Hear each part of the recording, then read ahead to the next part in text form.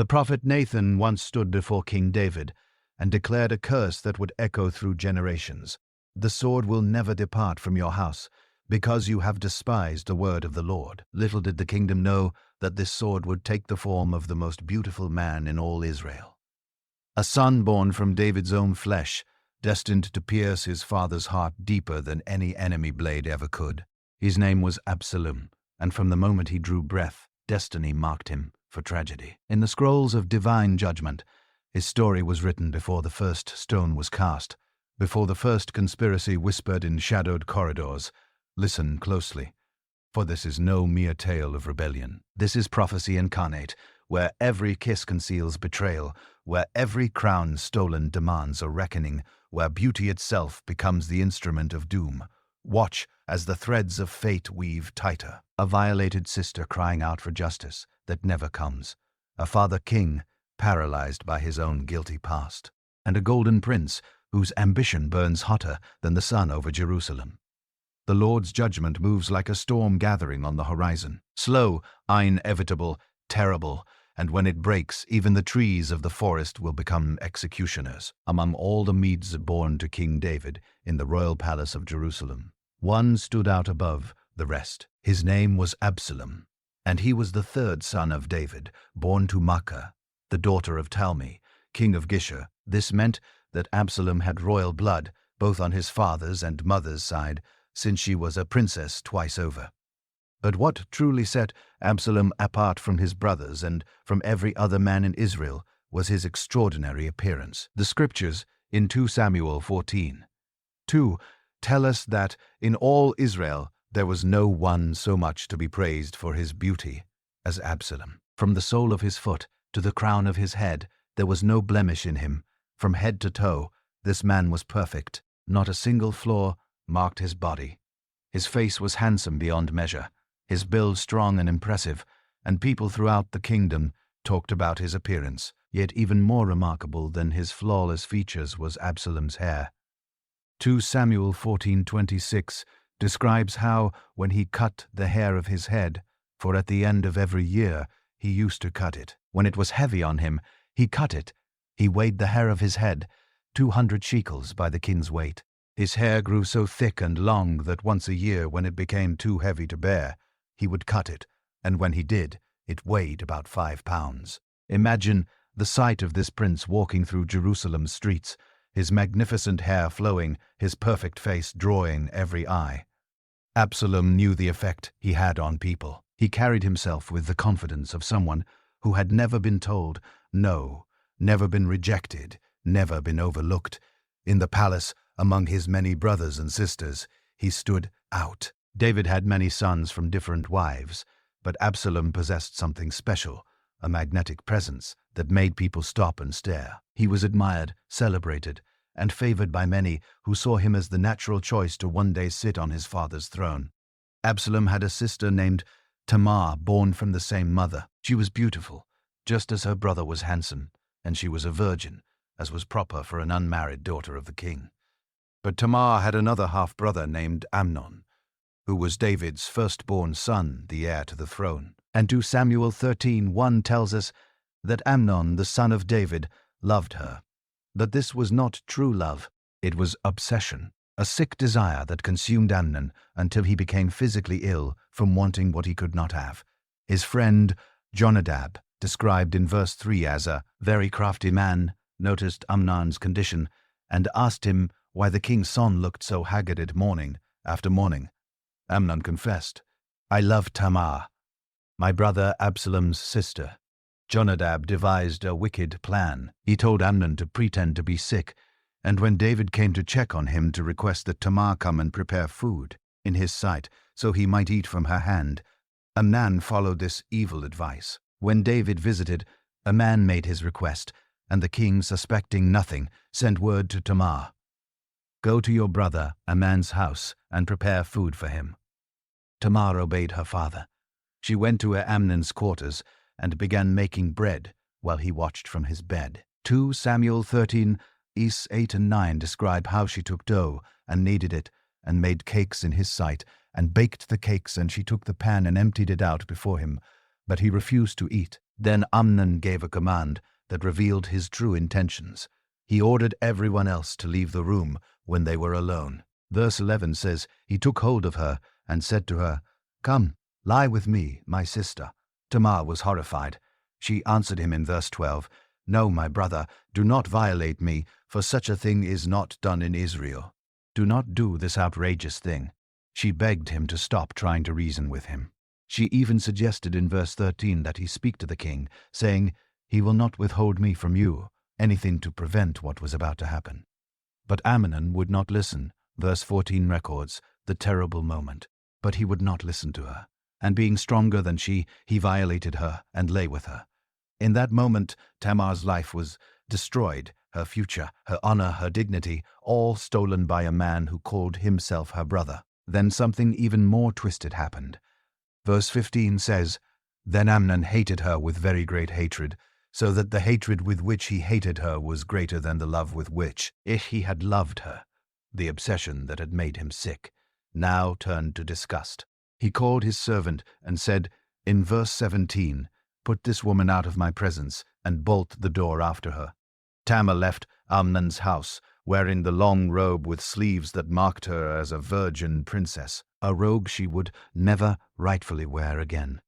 2 Samuel 13:1-19 tells us, Tamar put ashes on her head and tore the long robe that she wore, and she laid her hand on her head and went away, crying aloud as she went. She walked through the palace compound in public shame, her cries announcing to everyone what had been done to her. Absalom found his sister in this devastated state. The scriptures in 2 Samuel 13:20 record his first words to her. "Has Ammon, your brother, been with you?" He already knew the answer before. She spoke. The torn robe, the ashes, the tears. Everything told the story. Absalom's response was carefully controlled, but filled with layers of meaning. He said to Tamar, "Now hold your peace, my sister. He is your brother. Do not take this thing to heart." Some might hear these words and think Absalom was dismissing his sister's pain, but they would be wrong. He was telling her to be silent for now, not forever. He was telling her not to let this destroy her completely because he had plans.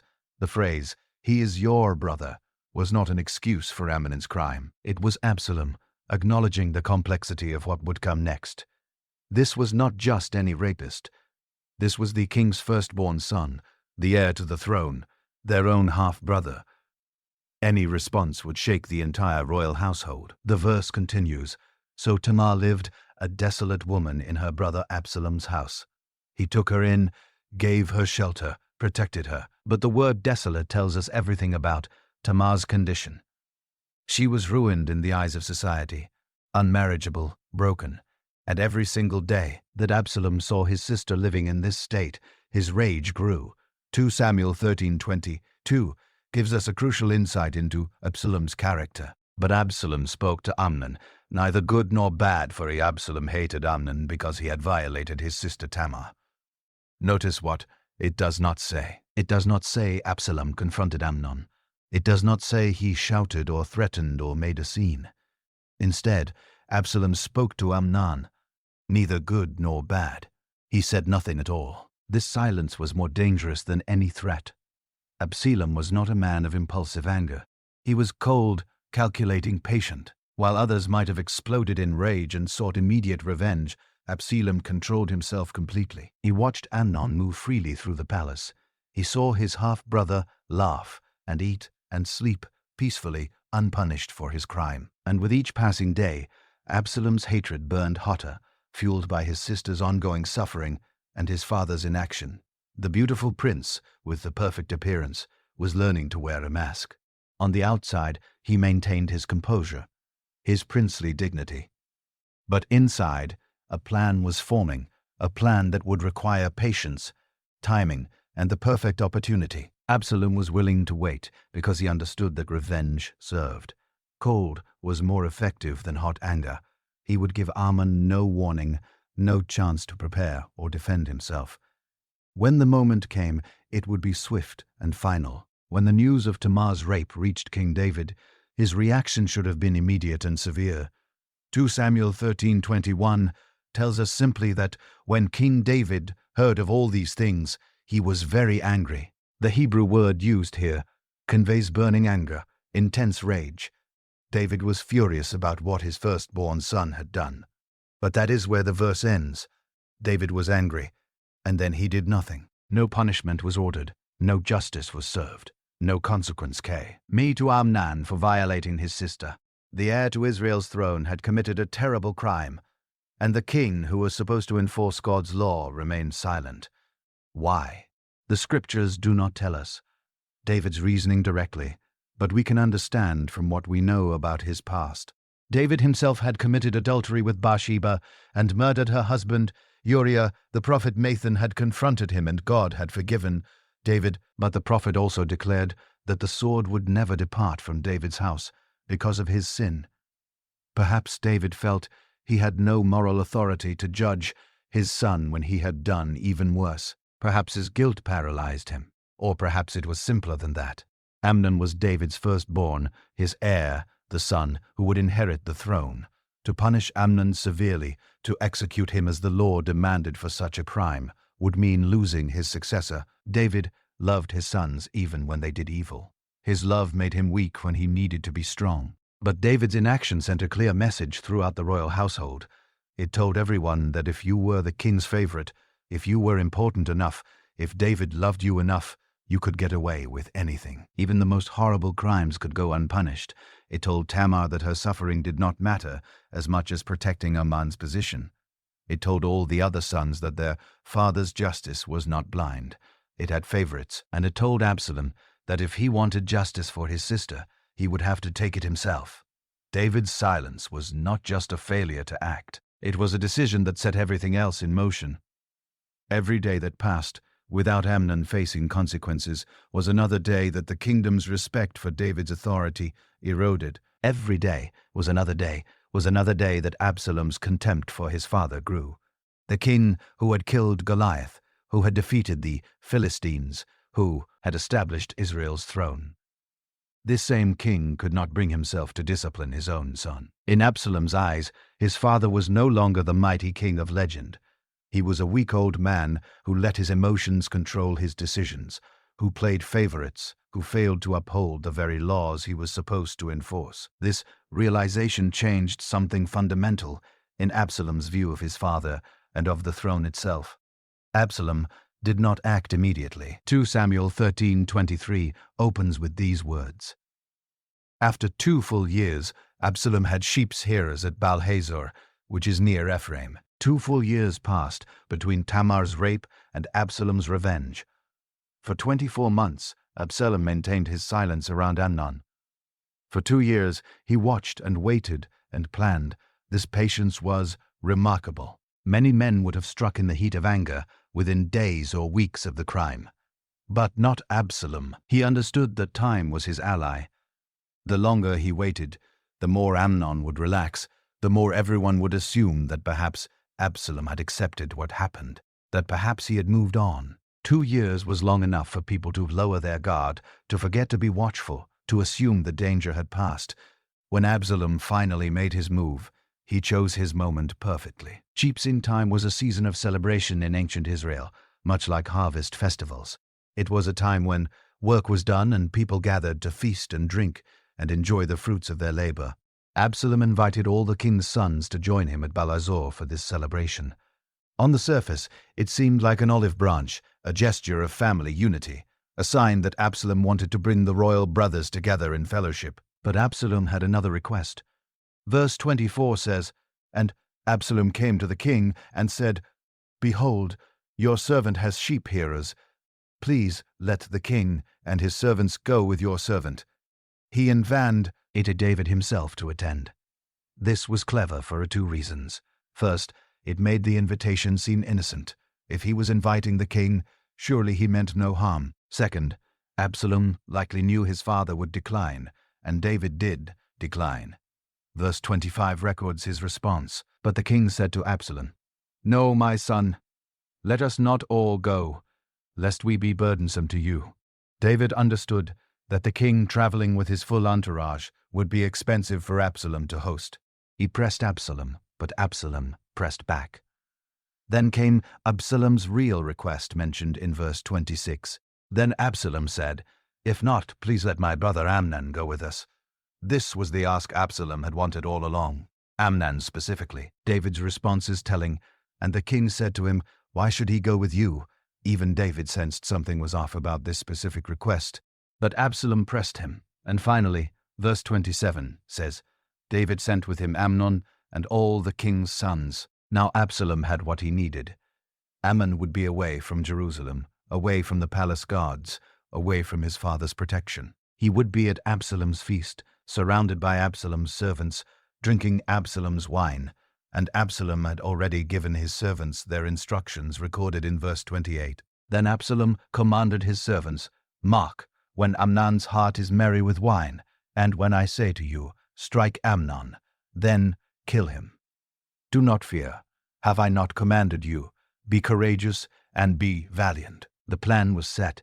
Absalom would wait until Amnon was drunk, his reflexes slowed, his judgment impaired. Then at Absalom's signal, his servants would strike. Absalom assured them they would not be held responsible. He was taking full responsibility with his command. He was ordering them as their prince, and he encouraged them to be brave and strong, using language that echoed military commands, treating this assassination as a battle to be won. The feast at Baal Hazor began like any celebration. Wine flowed freely, food was abundant, and the king's sons relaxed among the festivities. Amnon, the heir to the throne, had no reason to suspect danger. 2 years had passed since Tamar's assault. If Absalom had wanted revenge, surely he would have taken it by now. Amnon drank deeply, his guard completely down. Then, just as Absalom had planned, when Amnon's heart was merry with wine, the moment came. 2 Samuel 13:29 describes what happened.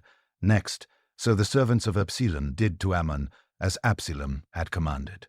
At Absalom's signal, his servants struck down Amnon. The firstborn son of King David, the heir to Israel's throne, was killed at a feast by his own brother's men. The verse continues with the immediate aftermath. Then all the king's sons arose, and each mounted his mule and fled. Panic erupted among the princes. If Absalom had killed Amnon, were they next?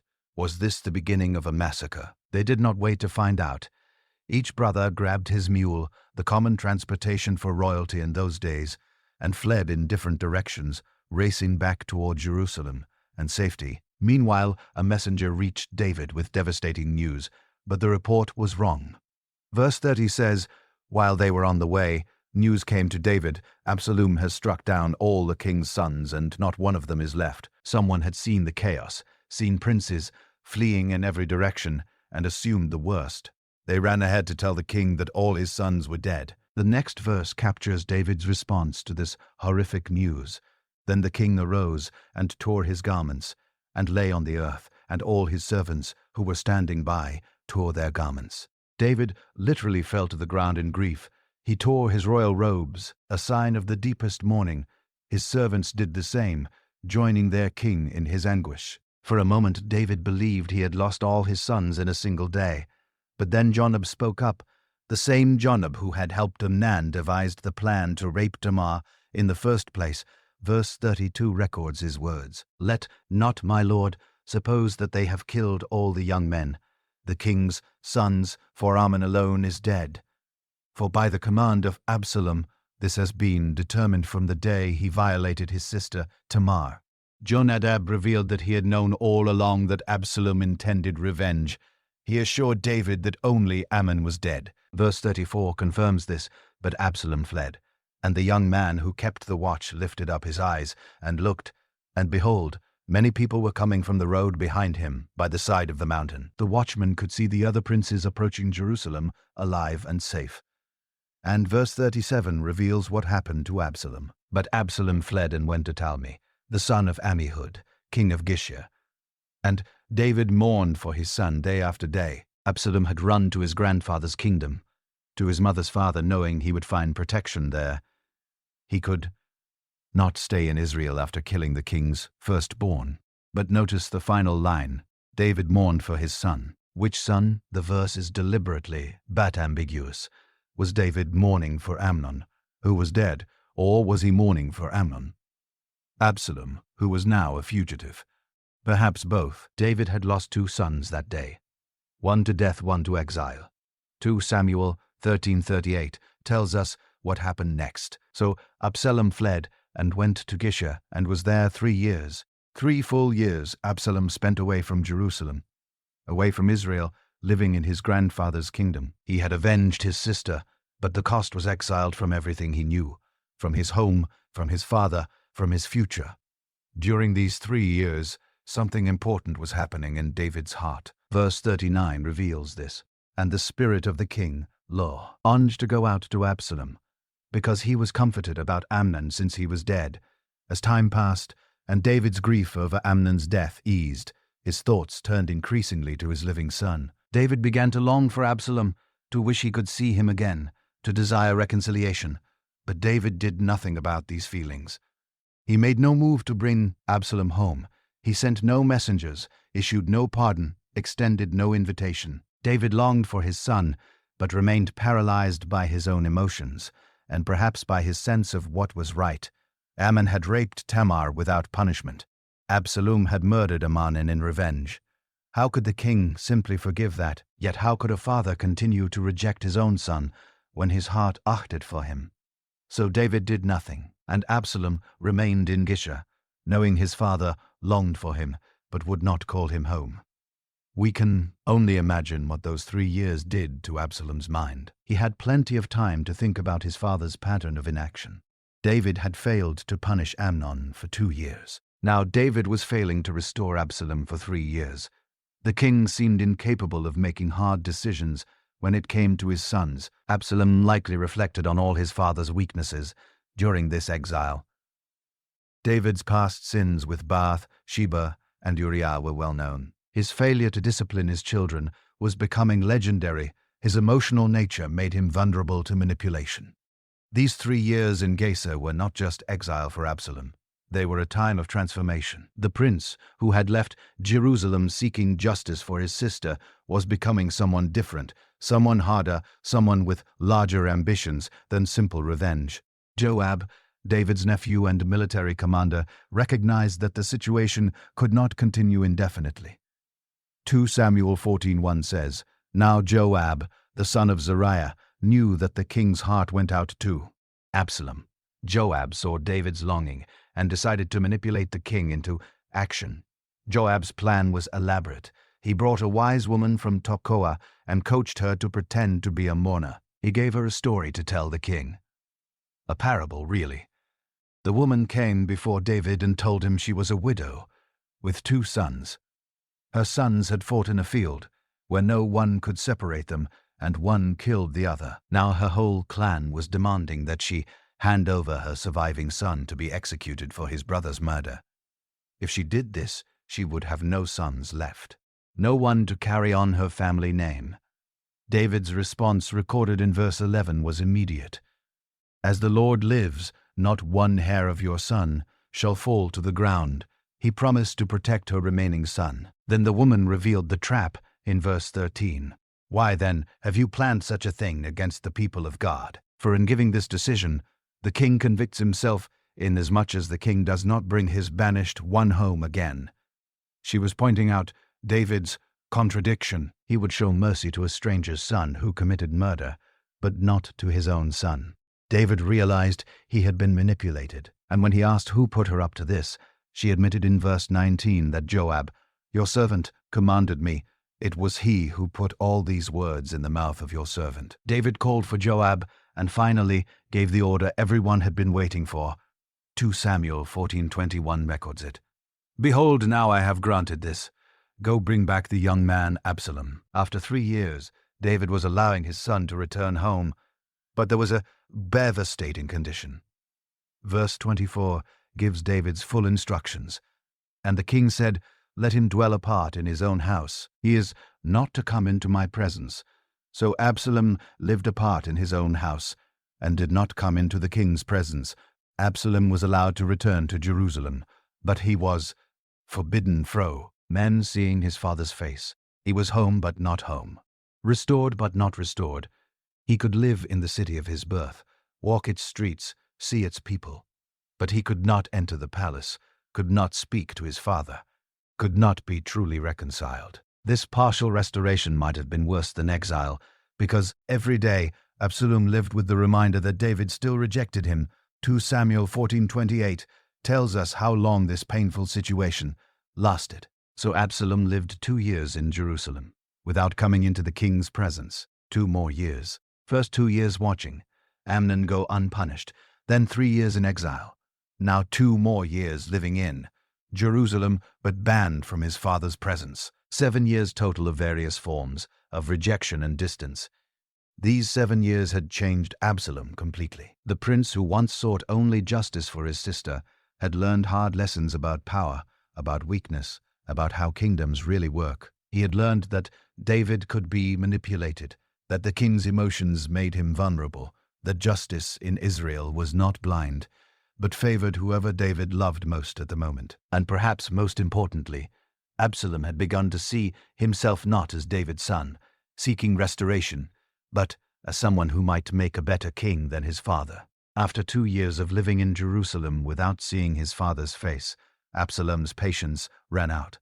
He needed to end this partial exile, this halfway punishment that left him suspended between acceptance and rejection. So Absalom decided to force a meeting with David. But he needed help. The person who could arrange this was Joab, the commander who had brought him back from Geshur in the first place. 2 Samuel 14:29 tells us what Absalom did. Then Absalom sent for Joab to send him to the king, but Joab would not come to him, and he sent a second time, but Joab would not come. Absalom summoned Joab once, and the commander ignored him. He summoned him again, and Joab still refused to come. Perhaps Joab was busy with military matters. Perhaps he felt he had already done enough by bringing Absalom home. Perhaps he sensed that getting involved further would be dangerous. Whatever the reason, Joab would not respond to Absalom's calls, so Absalom chose a dramatic way to get Joab's attention. Verse 30 records his command. Then he said to his servants, "See, Joab's field is near mine, and he has barley there. Go and set it on fire." So Absalom's servant set the field on fire. Absalom ordered his men to burn Joab's barley field, which was next to his own property. This was not a small gesture. Barley was valuable, and destroying someone's crop was a serious offense. But Absalom knew it would work, and it did. Verse 31 says, "Then Joab arose and went to Absalom at his house, and said to him, 'Why have your servants set my field on fire?' Joab came immediately, demanding to know why Absalom had destroyed his property. Now Absalom had the commander's full attention, and he spoke plainly about his frustration. Verse 32 gives us Absalom's response. Absalom answered, 'Joab, behold, I sent word to you, come here, that I may send you to the king to ask, why have I come from Geshur?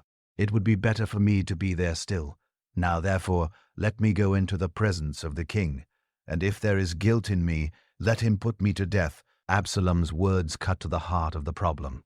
What was the point of bringing him back from Geshur if he could not see his father?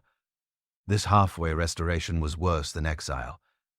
At least in Geshur, Absalom had dignity. Here in Jerusalem, he was a prince in disgrace, living in his own house, but banned from the palace like a criminal. Absalom told Joab to take a message to the king. Either give me full restoration or execute me. This suspended state was unbearable. If David truly believed Absalom was guilty and deserved punishment, then let him carry out justice. But if David had forgiven him, then why this continued separation? Joab went to David and delivered Absalom's message. The king, who had longed for his son for years, finally agreed to see him. 2 Samuel chapter 14:33 describes the moment of reunion. So Joab went to the king and told him, and he summoned Absalom. So he came to the king and bowed himself on his face to the ground before the king, and the king kissed Absalom. After 5 years of separation, 3 years in Geshur and 2 years in Jerusalem, father and son finally stood face to face. Absalom came before David and bowed with his face to the ground, the traditional posture of complete submission before the king. This was the proper way to approach royalty, showing respect and acknowledging authority. Absalom was not coming as an equal, but as a subject, as a son, seeking his father's blessing. And David kissed him. In ancient Middle Eastern culture, this kiss was significant. It was a sign of acceptance, of peace, of restored relationship. When a father kissed his son after a long separation, it meant forgiveness. It meant the past was behind them. It meant they could move forward together. The kiss should have healed everything, but something was broken that could not be fixed with a kiss. 5 years was a long time, too long. During those years, too much had happened. Tamar still lived as a desolate woman in Absalom's house, still suffering from what Amnon had done and from David's failure to punish it. Absalom had killed his brother and lived in exile, then returned to a city where he was present but isolated. The kiss was a symbol, but symbols cannot undo years of pain and rejection. Absalom had learned things during those 5 years that changed him forever. He had learned that David's love was conditional. David's love was conditional. That the king played favorites. That justice in Israel depended on who you were rather than what you had done. He had learned that his father could be manipulated, first by Jonadab, who helped Amnon, then by Joab, who brought Absalom home, then by Joab, who brought Absalom home, then by Absalom himself, who forced this meeting by burning Joab's field. The reconciliation was formal but empty. David kissed Absalom, but trust was not restored. Love was not renewed. The relationship was not healed. Absalom rose from that kiss, still handsome, still charismatic, still brilliant, but fundamentally changed. He had come seeking his father's acceptance. What he found instead was confirmation that David was weak, that the throne of Israel was occupied by a man whose emotions controlled his decisions. After this reconciliation with David, Absalom was free to move throughout Jerusalem.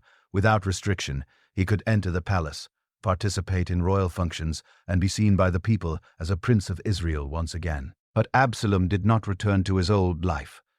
Instead, he began to present himself in a completely new way. 2 Samuel 15:1 tells us what Absalom did next. After this, Absalom got himself a chariot and horses and 50 men to run before him. This was a dramatic departure from tradition in Israel. David himself, despite being king, maintained a relatively simple lifestyle compared to the monarchs of surrounding nations. He did not parade through the streets with great displays of wealth and power. But Absalom chose differently. He acquired a chariot, a vehicle associated with royalty and military might. Chariots were expensive, prestigious, and impressive to look at. He also got horses to pull this chariot, which was another sign of wealth and status. But most striking of all, he hired 50 men, whose only job was to run in front of his chariot whenever he traveled through the city. Imagine the scene: Absalom with his perfect appearance and his magnificent hair, riding through Jerusalem in a royal chariot. 50 strong men running ahead of him, announcing his approach, clearing the way, making sure everyone stopped and looked. This was theater, a carefully designed spectacle meant to impress the common people and plant an idea in their minds. This man looks like a king. This man acts like a king. This man acts like a king. No other prince in Israel traveled this way. Absalom was deliberately setting himself apart, elevating himself above his brothers, presenting himself as more than just one of David's many sons. He was making a statement with every public appearance. The chariot said, "I am powerful." The horses said, "I am wealthy." The 50 runners said, "I am important enough to command men." But this display was not just about showing off. It was the beginning of a political campaign, though no one recognized it as such at the time. Absalom was building a public image, creating an impression, making people associate him with royal authority and power. He wanted the citizens of Jerusalem and visitors from throughout Israel's tribes to see him and think of kingship. But Absalom's campaign was not just about appearances. He had a more direct and personal strategy for winning the people's loyalty. 2 Samuel 15:2 describes his daily routine, and Absalom used to rise early and stand beside the way of the gate. And when any man had a dispute to come before the king for judgment, Absalom would call to him and say, "From what city are you?" And when he said, "Your servant is of such and such a tribe of Israel," Absalom positioned himself at the city gate every morning. In ancient Israel, the gate was not just an entrance to the city. It was the center of public life. This was where business was conducted, where legal disputes were heard, where people gathered to talk and exchange news. It was the place where you were, and if you needed to bring a case before the king for judgment. And Absalom made sure he was there before anyone else, intercepting people before they could reach David. His approach was personal and friendly. When someone approached with a legal complaint, Absalom would call out to them, ask what city they came from, engage them in conversation. He was not distant or formal like most royalty. He treated these common people like they mattered, like their problems were important to him, personally. He learned their names, their towns, their tribes. He made them feel seen and heard. Then came the crucial part of his strategy, recorded in verse 3. Absalom would say to him, "See, your claims are good and right, but there is no man designated by the king to hear you." This was brilliant manipulation. Absalom would listen to someone's legal dispute and immediately validate them. He would tell them, "You're absolutely right. Your case is strong. You deserve justice." But then Absalom would plant doubt about David's administration. He would suggest that the king had failed to properly organize the judicial system. He would imply that David had not appointed enough judges throughout the kingdom, that people had to travel all the way to Jerusalem for justice. He was not directly attacking David, but he was subtly undermining confidence in the king's government. And then came the final stroke, also, in verse 3. Then Absalom would say, "Oh, that I would judge in the land, then every man with a dispute or cause might come to me, and I would give him justice." After making people doubt David's system, Absalom presented himself as the solution. If only he were in charge, if only he had the authority, then everyone would receive justice. Absalom's strategy went beyond words. He understood that people respond not just to what you say, but to how you make them feel. 2 Samuel 15:5 rides another crucial element of his approach. And whenever a man came near to pay homage to him, he would put out his hand and take hold of him and kiss him. When someone approached Absalom at the gate, they would naturally bow or show respect, because he was a prince. This was proper protocol, but Absalom would not allow it. Instead, he would reach out his hand, pull the person up or toward him, and kiss them. This physical gesture broke down the normal barriers between royalty and common people. It said, "I am not above you. I am one of you. We are equals." This was false humility, but it was powerfully effective.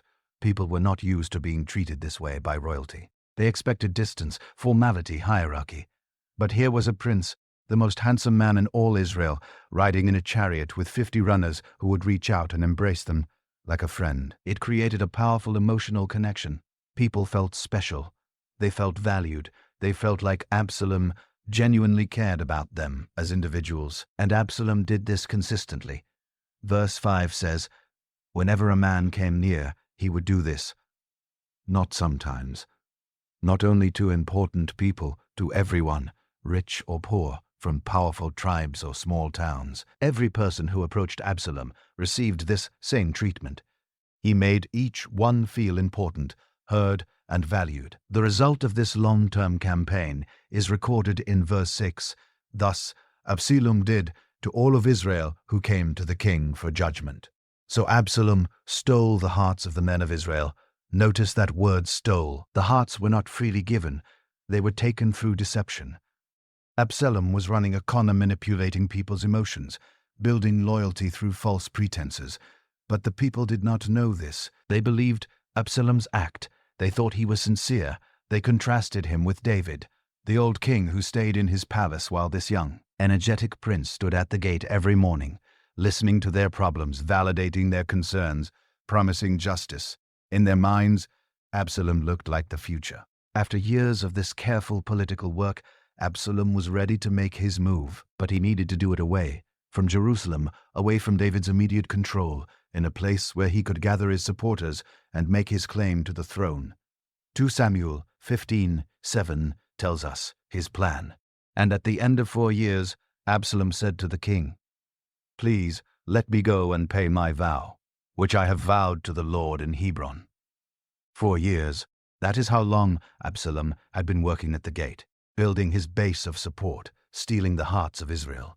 Now, the moment had come, but he could not simply declare himself king in Jerusalem. He needed to get out of the city first, to gather his forces, to create momentum. So he came to David with a religious excuse. Absalom told his father that he had made a vow to the Lord and needed to go to Hebron to fulfill it. Verse 8 gives the explanation he offered. For your servant vowed a vow while I lived at Gisha in Aram, saying, if the Lord will indeed bring me back to Jerusalem, then I will offer worship to the Lord. He claimed that during his 3 years of exile in Gesher, he had promised God that if he ever returned to Israel, he would go to Hebron to worship and fulfill his vow. This sounded reasonable. Hebron was a diadote.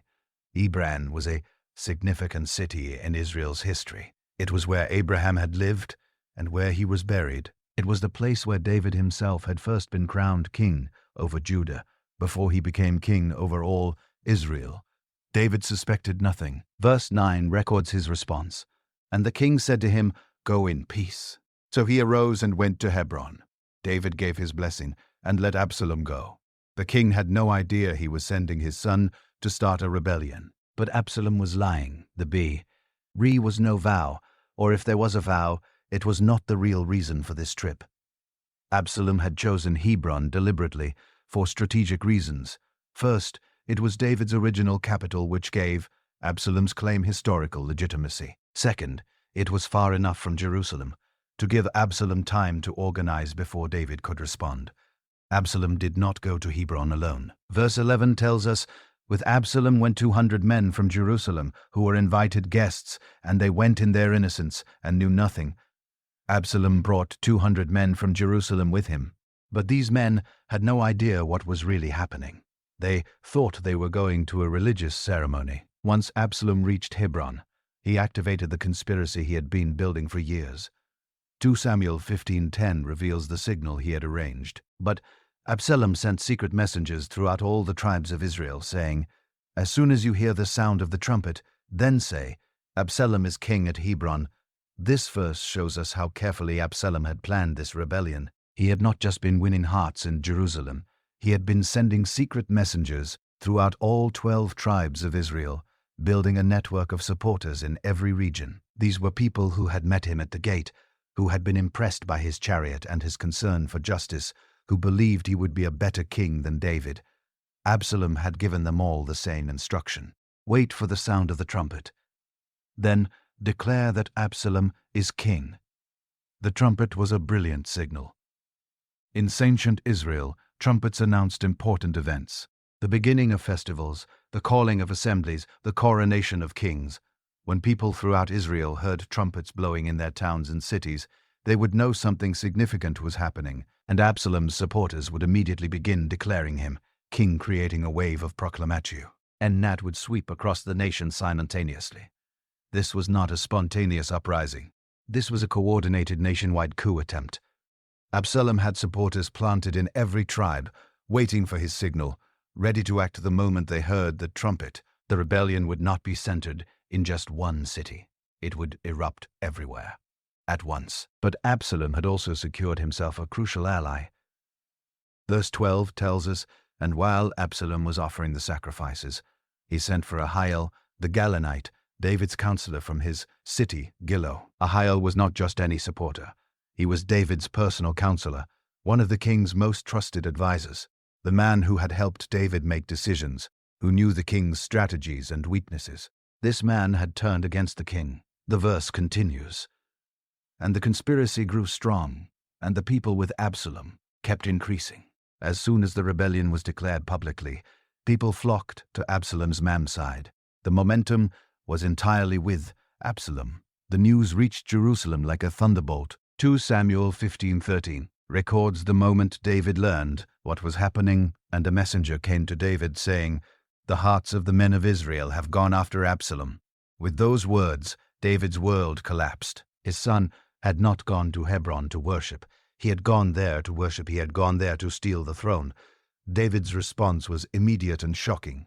Verse 14 gives his command. Then David said to all his servants who were with him at Jerusalem, arise and let us flee, or else There will be no escape for us from Absalom. Go quickly, lest he overtake us quickly, and bring down ruin on us, and strike the city with the edge of the sword." David, the warrior king who had defeated Goliath, who had conquered the Philistines, this same David chose to run.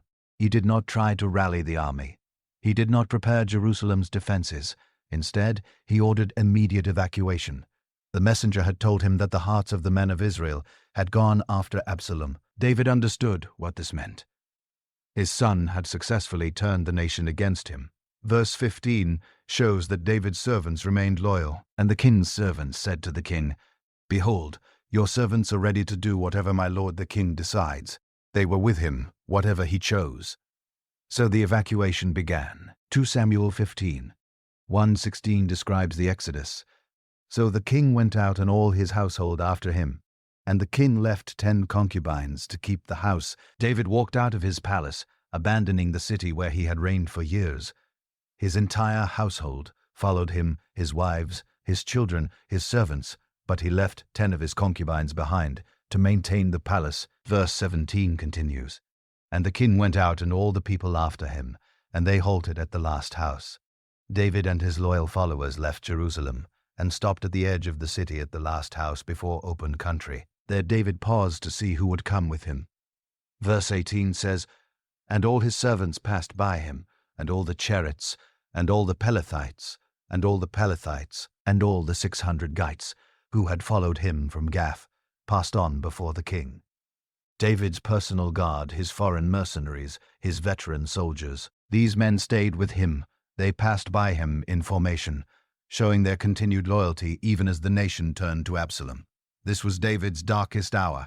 His own son had stolen his throne. The people he had ruled had abandoned him. He was fleeing his capital city, not knowing where he would go or how this would end. When Absalom entered Jerusalem after David to do something that would make it impossible for him to ever reconcile with his father, he needed to burn every bridge to make a public statement so offensive that there could be no turning back. So Absalom turned to a high-hole for advice on how to secure his position. 2 Samuel 16:20 tells us what happened. Then Absalom said to Ahijah, "Give your counsel. What shall we do?" Absalom was asking his advisor for strategic guidance on how to solidify his claim to the throne.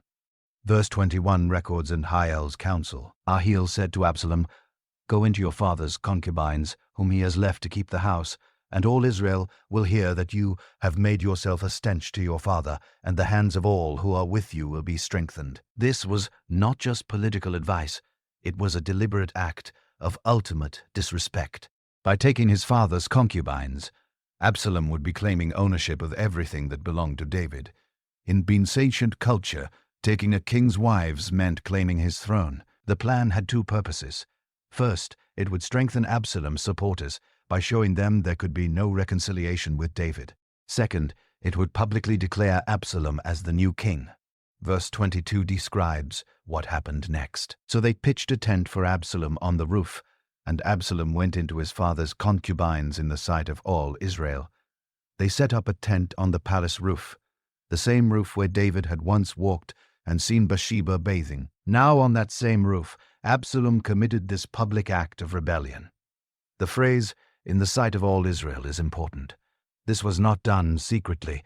This was a public spectacle meant to be seen and known by everyone. Absalom wanted all of Israel to witness this act, to understand that he had completely rejected his father. This fulfilled a prophecy that Nathan had spoken to David years earlier.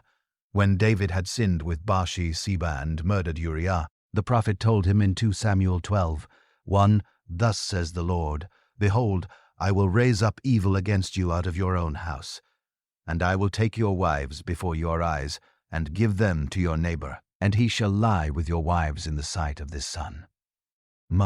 What Absalom did on that rooftop was the fulfillment of God's judgment on David's past sins. After securing his position through this shameful act, Absalom needed to decide his next move.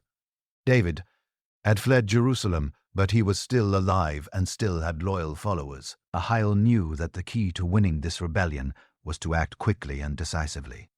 2 Samuel 17:1 records Ashiel's military strategy. Moreover, Ahiel said to Absalom, "Let me choose 12,000 men, and I will arise and pursue David tonight." Ahiel wanted to move immediately. He asked permission to select 12,000 soldiers and chase after David that very night. Verse 2 explains his reasoning. "I will come upon him while he is weary and discouraged, and throw him into a panic, and all the people who are with him will flee. I will strike down only the king." Ahiel's plan was brilliant in its simplicity. David and his followers had just fled Jerusalem. They would be tired, emotionally drained, and not expecting an immediate attack. A surprise assault at night would create chaos and fear. The key phrase is, "I will strike down only the king." Ahiel was not proposing a massacre. He wanted to kill David, and David alone. This would end the conflict immediately. Without David, there would be no rival claim to the throne. Verse 3 continues Ahiel's argument. "And I will bring all the people back to you as a bride comes home to her husband. You seek the life of only one man, and all the people will be at peace." Ahiel promised that killing David would unite the nation. Under Absalom's rule, there would be peace because the conflict would be resolved quickly with minimal bloodshed. The final sentence of verse 3 says, "So the advice seemed right to Absalom and to all the elders of Israel." Everyone agreed this was a good plan. Absalom liked it. A good plan had been executed. His advisers approved it. If this plan had been executed, David would likely have been killed that night, and Absalom would have secured his throne permanently. Before Ahiel's plan could be executed, another foe. I spoke up. Hushai, the Archite, had been David's friend and advisor. But when David fled Jerusalem, he sent Hushai back to the city with specific instructions. David told Hushai to pretend to support Absalom and to counter Absalom's advice whenever possible. 2 Samuel 17:5 tells us, "Then Absalom said, 'Call Hui the Arite also, and let us hear what he has to say.'" Before finalizing the decision to follow Ahiel's plan, Absalom decided to get a second opinion. Verse 6 records what happened. "And when Hushai came to Absalom, Absalom said to him, 'Thus has Ahiel spoken. Shall we do as he says? If not, you speak.' Absalom explained Ahiel's plan to Hushai and asked if they should follow it. Hushai knew he had to discredit Ah's plan. Verse 7 says, "Then Hui said to Absalom, 'This time the counsel that Ahiel has given is not good.'" This was a bold statement. Ahiel was known for his wisdom. Verse 8 records his reasoning. Hushai said, "You know that your father and his men are all mighty men, and that they are enraged like a bear robbed of her cubs in the field. Besides, your father is expert in war. He will not spend the night with the people." Hushai painted a picture of David as a dangerous, experienced warrior. He compared them to a mother bear whose cubs had been taken, the most dangerous animal you could encounter. Verse 9 continues, "Behold, even now he has hidden himself in one of the pits, or in some other place, and as soon as some of the people fall at the first attack, whoever hears it will say, 'There has been a slaughter among the people who follow Absalom.'" Hushai suggested that David would set an ambush. Then Hui appealed to fear. Verse 10 says, "Then even the valiant man whose heart is like the heart of a lion will utterly melt with fear, for all Israel knows that your father is a mighty man, and that those who are with him are valiant men. Even brave soldiers would lose courage if they heard that David was fighting back successfully." After tearing down Aal's plan, Hushai offered his own strategy in verse 11. "But my counsel is that all Israel be gathered to you from Dan to Beba, as the sand by the sea for multitude, and that you go to battle in person." Instead of a quick strike with 12,000 men, Hushai suggested gathering all of Israel's fighting men. Verse 12 continues, "So we shall come upon him in some place where he is to be found, and we shall light upon him as the dew falls on the ground, and of him and all the men with him not one will be left." Hushai promised total victory. The result is recorded in verse 14. "And Absalom and all the men of Israel said, 'The counsel of Hushai the Archite is better than the counsel of Ahiel.' For the Lord had ordained to defeat the good counsel of Ahiel, so that the Lord might bring harm upon Absalom. Absalom chose Hushai's plan. The scripture makes it clear this was not just human decision-making. God was working to defeat Ahil's counsel. The delay caused by Hushai's counsel gave David crucial time. He crossed the Jordan River, gathered his forces, and organized his army. Meanwhile, Absalom assembled all the fighting men of Israel and prepared for battle. 2 Samuel 18:6 tells us where the battle took place. So the army went out into the field against Israel, and the battle was fought in the forest of Ephraim. This was not an open plain where large armies typically fought. This was a forest, thick with trees, difficult terrain. Before the battle began, David gave specific instructions to his commanders. Verse 5 records his command. And the king ordered Joab and Abishai, and did deal gently for my sake with the young man Absalom. And all the people heard when the king gave orders to all the commanders about Absalom. David told his 3 top military leaders to be gentle with Absalom. Even though his son had betrayed him, David still loved him and wanted him spared. The battle itself was devastating for Absalom's forces. Verse 7 describes the outcome, and the men of Israel were defeated there by the servants of David. And the slaughter there was great on that day. 20,000 men, 20,000 of Absalom's soldiers died in that one battle. But what killed most of these men was not David's soldiers. It was the forest itself. Verse 8 explains, the battle spread over the face of all the country, and the forest devoured more people that day than the sword. The difficult terrain of the forest killed more men than the actual fighting. Soldiers got lost, fell into pits, were separated from their units. As the battle raged, and Absalom's army fell apart around him, the rebel prince tried to escape. But his attempt to flee led to one of the most unusual deaths recorded in Scripture. 2 Samuel 18:9 describes what happened. And Absalom happened to meet the servants of David. Absalom was riding on his mule, and the mule went under the thick branches of a great oak, and his head caught fast in the oak, and he was suspended between heaven and earth, while the mule that was under him went on. Absalom was riding his mule when he rode under a large oak tree. The branches were thick and low. As he passed underneath, his head got caught in the tree. Some traditions suggest it was his famous hair that got tangled in the branches. Others suggest his head simply went between branches that closed around his neck. The mule kept going, leaving Absalom hanging from the tree. The phrase, suspended between heaven and earth, is powerful. Absalom was literally hanging in the air, unable to touch the ground, unable to reach up to free himself. He was caught between heaven and earth, belonging to neither, trapped in complete helplessness. This was the same man who had looked like a king riding through Jerusalem, the same prince whose perfect appearance had drawn all eyes. Now that beautiful appearance had become a trap. The very things that had made him stand out had led to his capture. One of David's soldiers saw Absalom hanging there. Verse 10 tells us, and a certain man saw it, and told Joab, Behold, I saw Absalom hanging in an oak.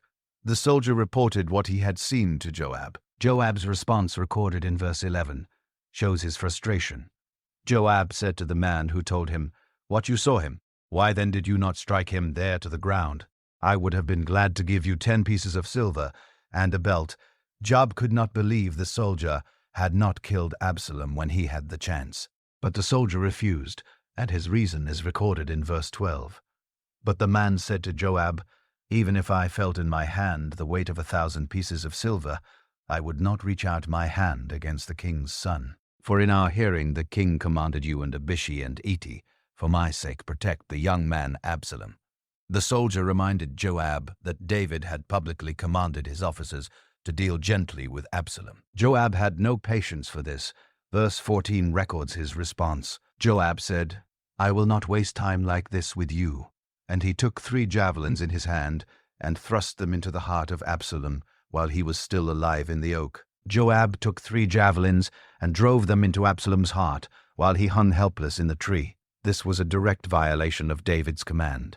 The king had said to deal gently with Absalom, to spare his life.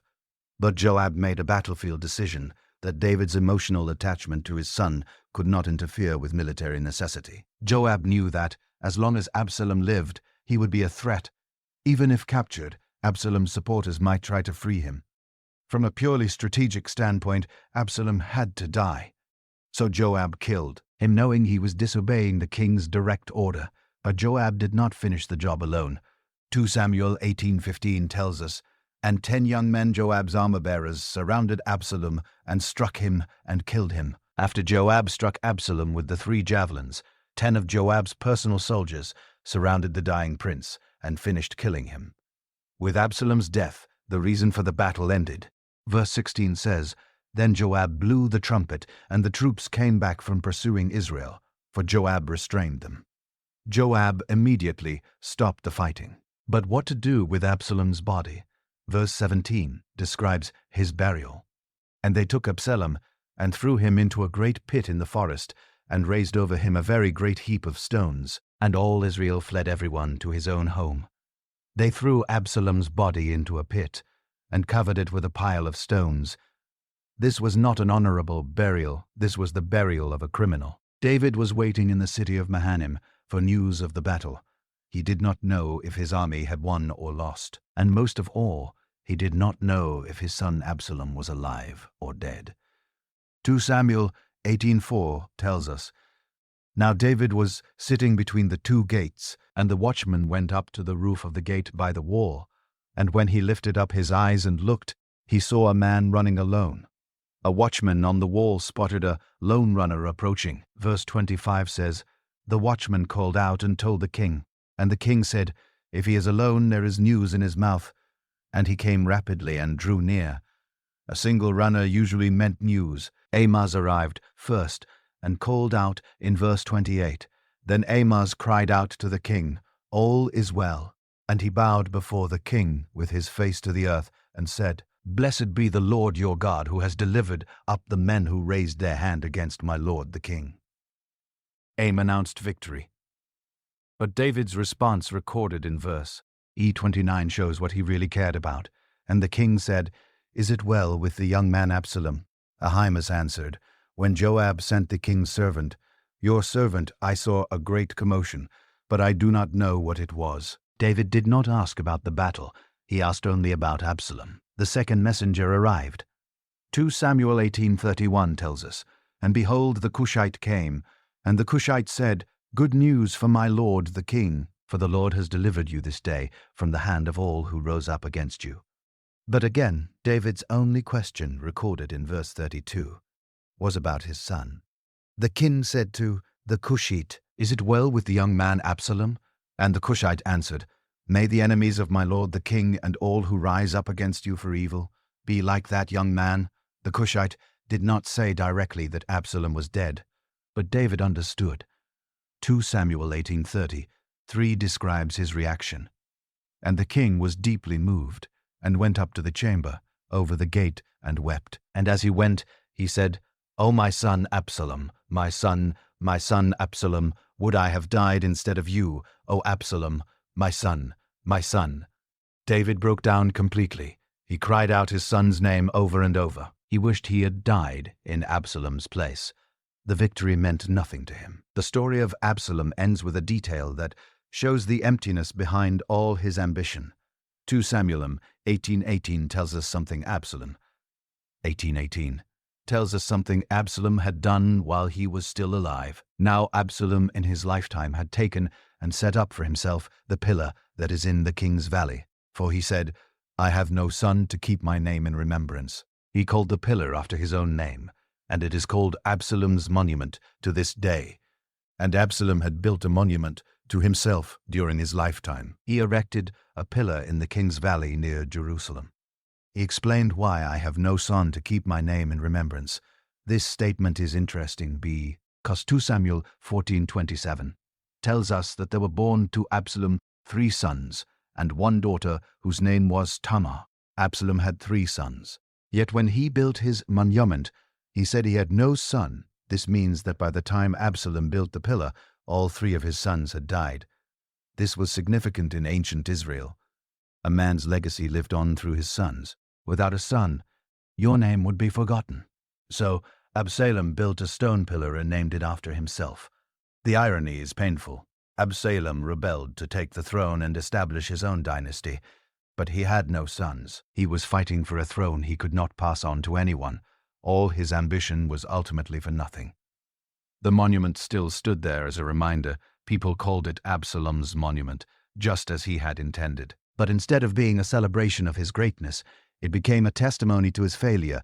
The beautiful prince who had everything ended up with nothing. No throne, no dynasty, no son to remember him. Just a stone pillar and a pile of rocks marking his shameful grave. If this story of betrayal, judgment, and tragedy moved you, don't keep it to yourself. Hit that subscribe button to join us as we continue exploring the powerful stories of Scripture that shaped history and reveal God's hand in human affairs. Share this video with someone who needs to hear how ambition without wisdom leads to ruin and how the consequences of sin echo through generations.